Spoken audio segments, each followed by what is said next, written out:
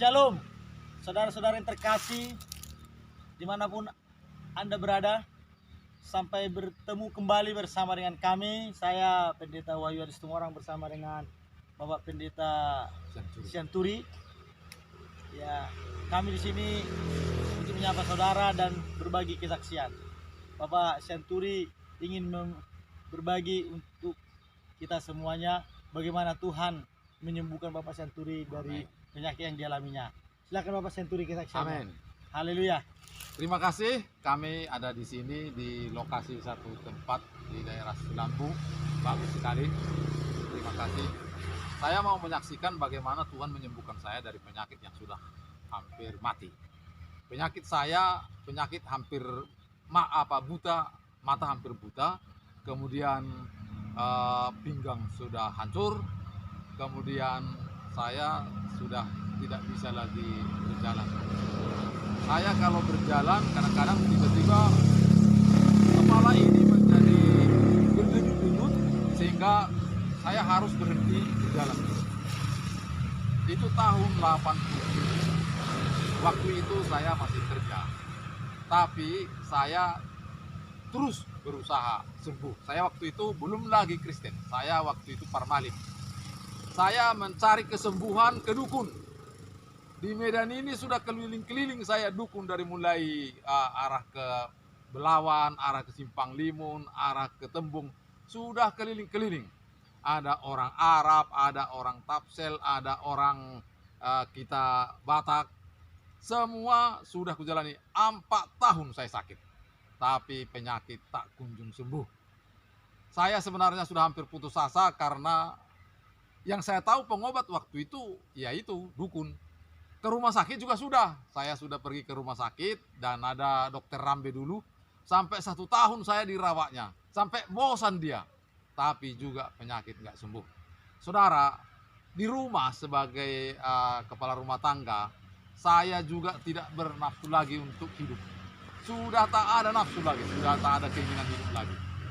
Saya sudah juga pergi ke kampung untuk berjanji di mana kuburan nenek moyang saya untuk bisa disembuhkan. Saya bilang di kuburan itu, kalau saya sembuh ini kuburan rumahmu ini akan saya bagusi. Tapi juga dari minggu ke minggu, bulan ke bulan, tahun tak juga sembuh penyakit. Saya sudah capek mencari kesembuhan. Saudaraku, baik juga di rumah sakit maupun juga ke dukun-dukun maupun juga kami sebagai parmalim juga membuat acara-acara seperti Sipasa dan Sipadua, dan kami potong kambing dan meminta kesembuhan dari Dewa Tamu Lezarina Bolon, begitu juga dari Putas Yang Mangaraja, tapi juga tidak sembuh. Dukun bilang bahwa yang membuat itu adalah diguna-gunai orang. Dibilangnya di kampung ada tetangga yang mengguna-gunai saya.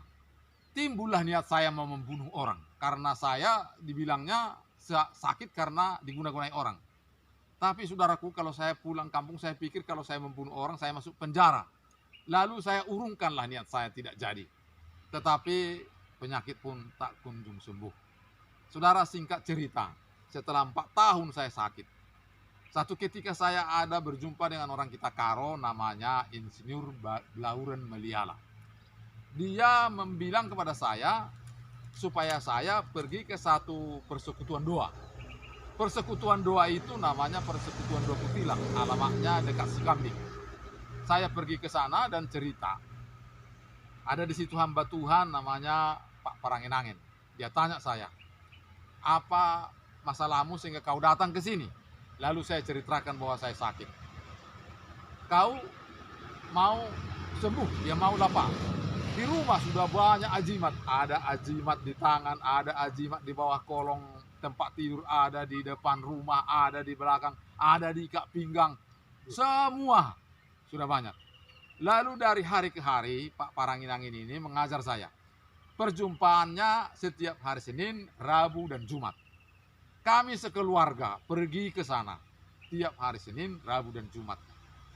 Lalu dijelaskannya bahwa semua penyakitmu karena dosamu. Ada nggak dosamu? Dia bilang. Lah saya pikir dosa itu membunuh. Lalu saya bilang, saya nggak berdosa Pak. Saya nggak pernah membunuh. Kau nggak pernah bohong, dia bilang. Bohong itu rupanya dosa Pak, aku bilang. Ya dosa lah dibilangnya. Wah, saya nggak tahu. Lalu tiap-tiap hari Senin, setelah Rabu, hari Jumat, saya disuruh mencatat apa dosa-dosa. Dibukalah Alkitab ini. Ada yang berdosa karena mengintip orang mandi, ada dosa karena congkak, ada dosa karena durhaka sama orang tua, dosa main judi, dosa merokok. Ya ceritanya kami sebagai suami istri dulu, itu kami merokok dan sambil menikam togel. Itulah kerjaan. Lalu saya dibimbing dan disuruhnya bertobat. Supaya kau sembuh, kau harus berhenti dari semuanya dan kau buang ajimat-ajimat. Saya tak habis pikir karena ajimat itu, kata dukun itu adalah untuk menjaga saya. Untuk menjaga misalnya seperti begu ganjang. Begu ganjang itu penangkalnya itu bulu suratan namanya. Itu sejangkal 2 jari panjangnya. Itu ditaruh di atas pintu. Nanti kalau ini saya kasih dibakar, datanglah begu ganjang, matilah saya pikirku. Lalu saya tanya hamba Tuhan ini, kalau saya kasih semua itu, apa ada jaminannya saya hidup? Dia bilang, iya, kau bisa hidup. Lalu saya mulai berpikir-pikir, yang mana yang benar ini? Dukun bilang supaya sembuh pakai ramuan. Ini harus bertobat. Yang mana yang benar? Mulai saya bingung, saudaraku. Tetapi pertimbangannya bagi saya sudah lama berdukun tak sembuh. Maka saya ambil kesimpulan, saya coba ini dulu pikirku. Lalu saya mengumpulkan semua ajimat-ajimat, termasuk dosa-dosa apapun yang ada di rumah, saya bawa ke tempat hamba Tuhan ini. Lalu di sana dibakar dan mereka mendoakan saya. Saudaraku, waktu saya didoakan pun juga belum terus sembuh. Tetapi ada satu tanda bagi saya, yaitu bahwa saya terasa damai sejahtera. Saya pulang, lalu malamnya bermimpilah saya. Banyak orang-orang tua yang datang memukuli saya. Ada yang pakai ulus, ada yang pakai macam-macam. Dan saya pikir itulah nenek-nenek moyang saya yang dulu saya sembah. Lalu mereka bilang saya anak durhaka, lalu dipukuli.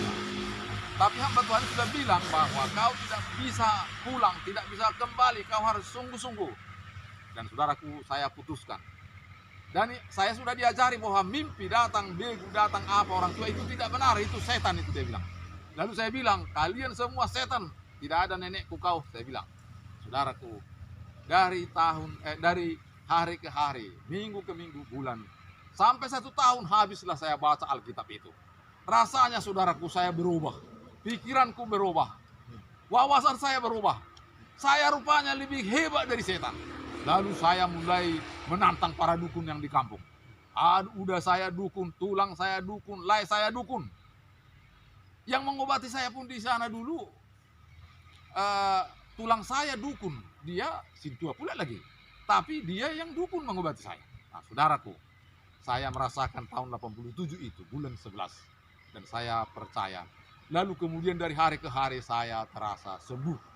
Dan ternyata setengah tahun saya mengikut Tuhan, rupanya sakit sudah sembuh. Yang mata dulu sudah hampir buta, sudah gelap.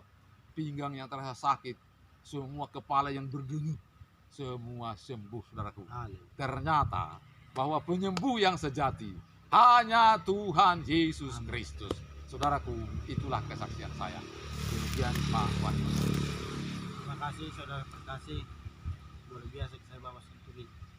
Tuhan Yesus memberkati. Haleluya. Salam. Sampai jumpa.